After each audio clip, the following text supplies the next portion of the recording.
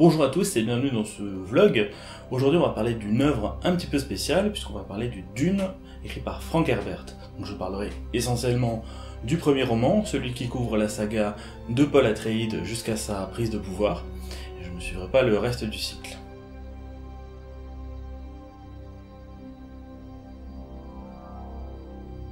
Dune est un ouvrage de science-fiction qui nous projette dans un lointain futur, environ vers l'an 10 000.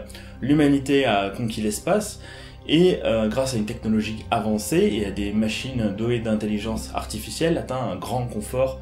Finalement, les humains ne faisaient absolument plus rien. Malheureusement, s'en est suivi la prise de pouvoir par les machines et les intelligences artificielles. Heureusement pour nous, êtres de chair, grâce notamment à la religion, le djihad butlérien, une grande révolte de l'humanité, a permis de chasser les machines du pouvoir. L'humanité prend alors un tour très particulier puisque sa nouvelle orientation va aller vers l'amélioration de l'espèce humaine. Plutôt que de choisir la voie de l'évolution technologique et de la voie des machines, en se reposant sur des intelligences artificielles, les humains vont soit essayer d'augmenter leur capacité mentale, en faisant appel à ce qu'on appelle des mentats, des êtres qui sont des ordinateurs humains avec une puissance de calcul mathématique phénoménale, soit elle va essayer d'encourager son potentiel psychique à travers des organisations comme le Bene Gesserit ou la Guilde des Navigateurs, qui sont justement chargés du voyage spatial. La civilisation humaine dans Dune repose presque exclusivement sur une seule ressource, l'épice qui n'est produite que sur une seule planète, appelée Arrakis, ou aussi surnommée Dune.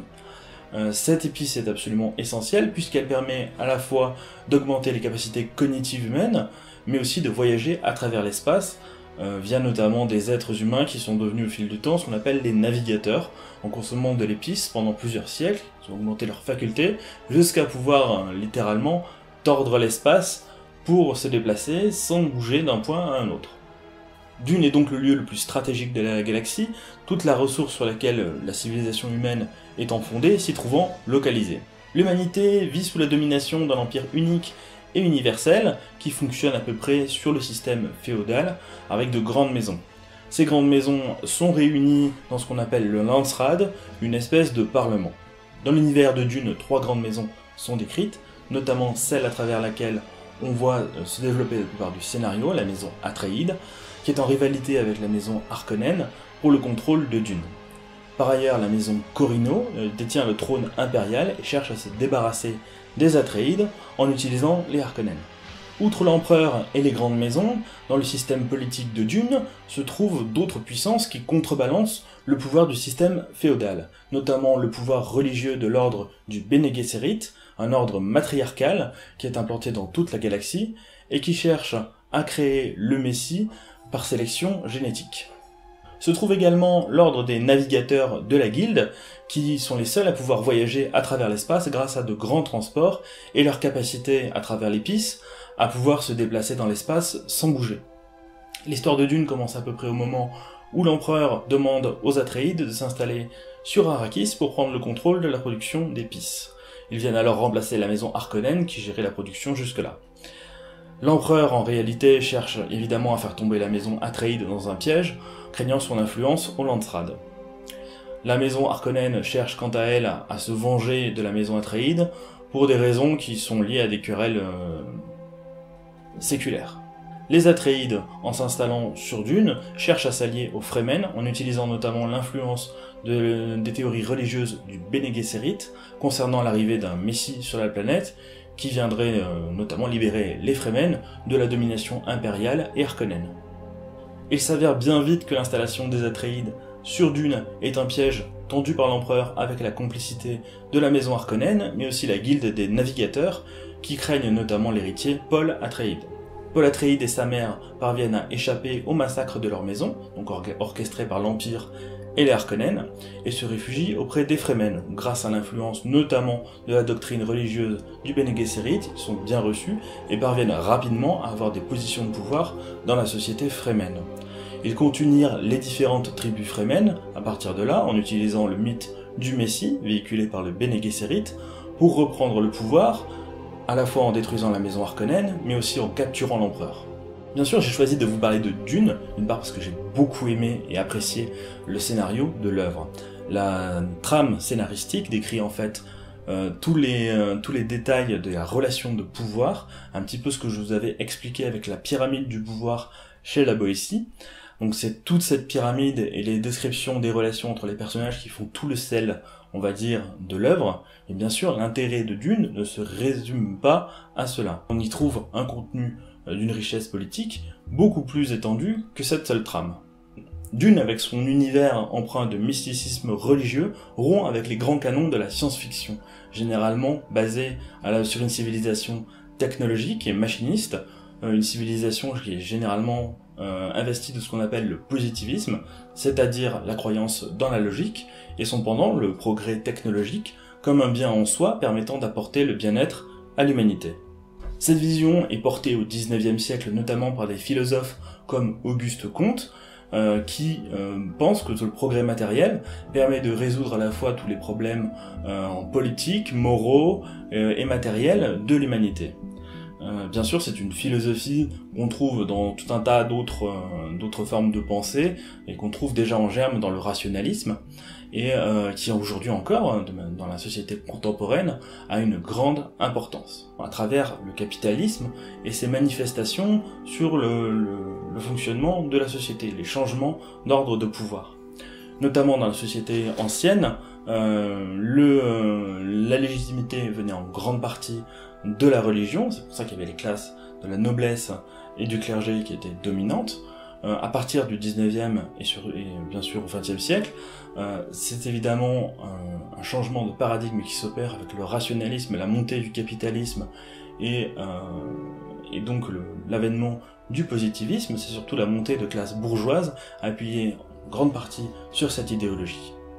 Cette idéologie, on va la trouver dans des manifestations matérielles qui sont immédiatement visibles, que ce soit à la fois dans l'organisation de l'État, à travers l'État légal, rationnel, bureaucratique, mais aussi dans l'organisation de la production économique, dans la rationalisation, ce qu'on appelle la production scientifique, par exemple, avec les méthodes fordiennes. Ça, c'est très visible, mais aujourd'hui encore, dans l'organisation du travail, dans tous les segments de la société, un grand mouvement vers la rationalisation, et en même temps, un progrès technologique qui est inédit dans l'histoire de l'humanité. Ces deux choses vont porter le capitalisme, et les systèmes de pouvoir actuels sont complètement liés en fait à cette mentalité et à cette idéologie. Dans l'Amérique des années 50 et 60, un certain nombre de mouvements émergent alors que le capitalisme est en plein boom pour venir critiquer justement cette idéologie et montrer qu'elle n'a pas toujours apporté à l'humanité des solutions satisfaisantes à ces problèmes justement, ce que j'appelais les problèmes moraux, politiques et matériels. En réalité, ça a surtout montré ça n'apportait pas nécessairement l'émancipation aux individus, l'égalité dans la société ou le bien-être matériel, mais aussi que cela pouvait endommager notamment l'environnement. Et donc c'est dans ce mouvement critique qu'est publié Dune en 1965, en plein développement de ce qu'on appelle aux États-Unis la contre-culture, c'est-à-dire la critique du système capitaliste, notamment en ce qu'il ne permet pas aux individus de se réaliser pleinement. Alors attention, j'apporte une petite nuance, je ne suis pas là dans cette vidéo pour critiquer le rationalisme ou le positivisme, c'est un système de pensée qui est très important au service des structures capitalistes, je l'ai dit, mais ce n'est pas un système qui est idéologiquement fermé au point de ne servir qu'un type donné de régime ou de système de relations de pouvoir.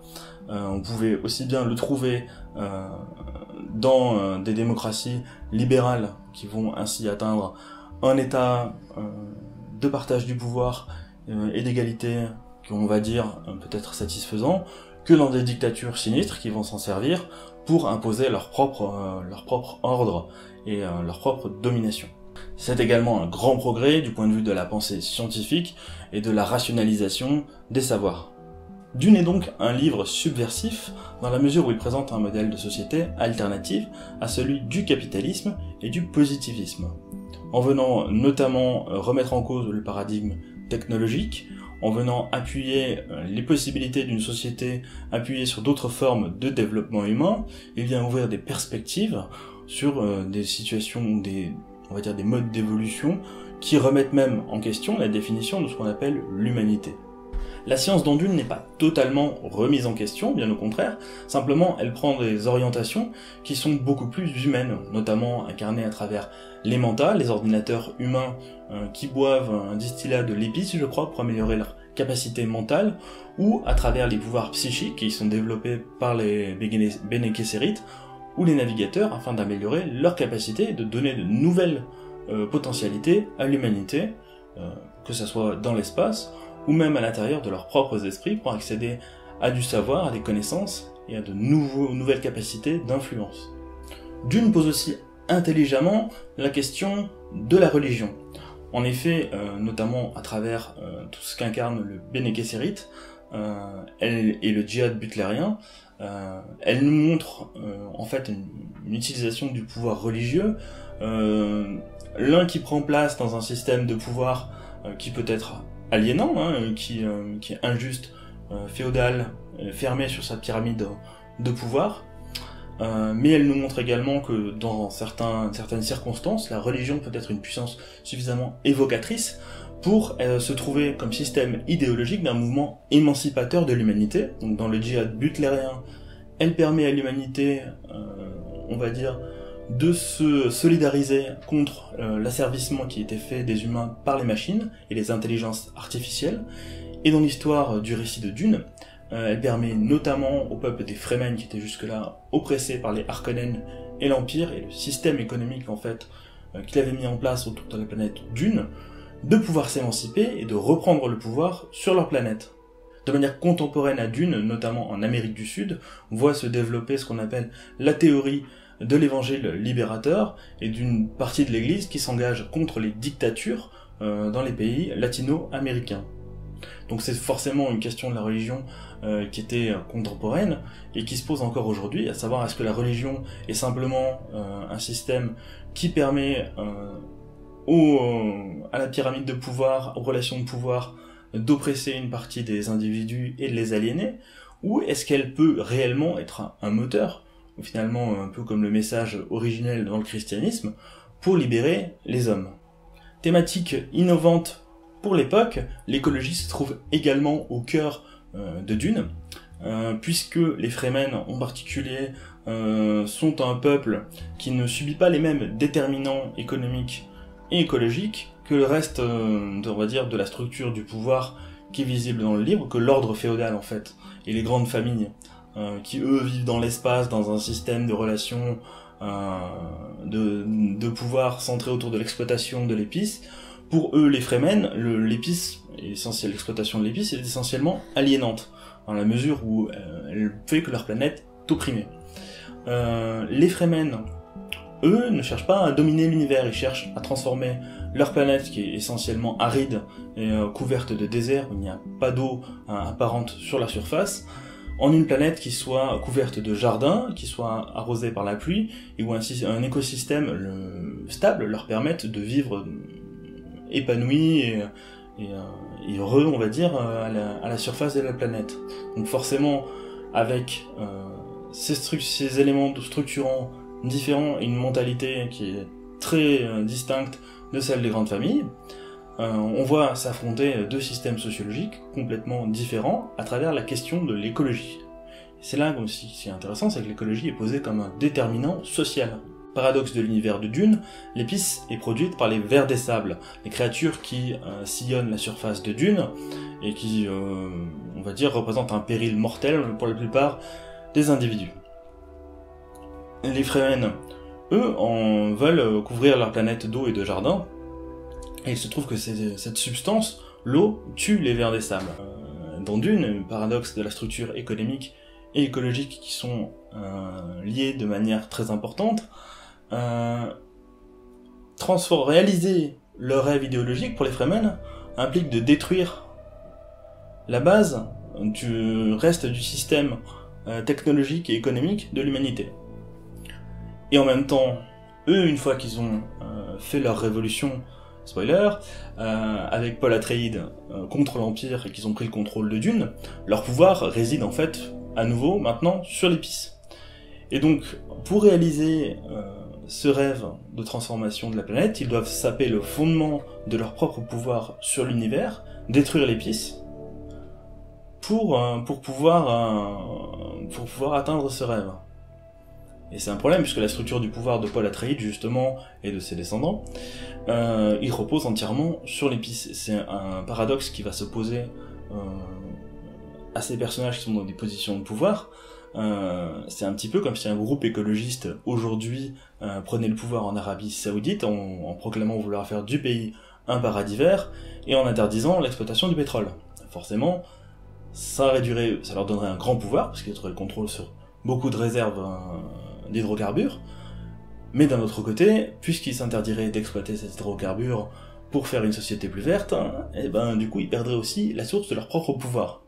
C'est un petit peu ce paradoxe économique et politique que je trouve très intéressant dans Dune, et qui met en avant, avec beaucoup d'acuité, la question de l'écologie politique. À nouveau, on peut reparler de ce que j'appelais la domination charismatique, dans mon vlog précédent sur Adolf Hitler, puisque ça se pose à nouveau pour la famille Atreides quand elle se retrouve en position de pouvoir. Leur pouvoir s'appuie à la fois sur un élément traditionnel ou religieux, on va dire, la légende du Bene Gesserit, sur la venue d'un messie, le Kwisatz Haderach. Elle se trouve également sur les exploits exceptionnels que Paul Atreides parvient à accomplir durant sa rébellion contre l'Empire. Mais une fois lui-même devenu empereur, comment transformer cette domination charismatique en un ordre rationnel?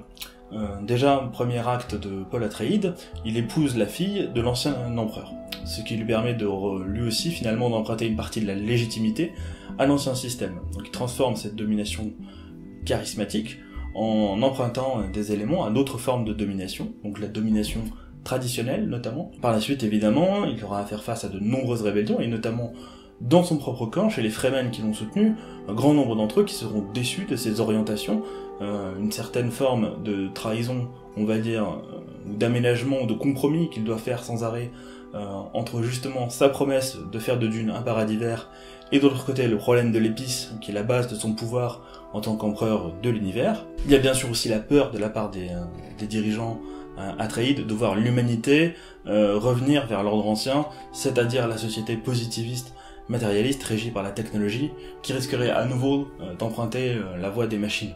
Donc se pose aussi la question de la vision à long terme et de l'approche systémique.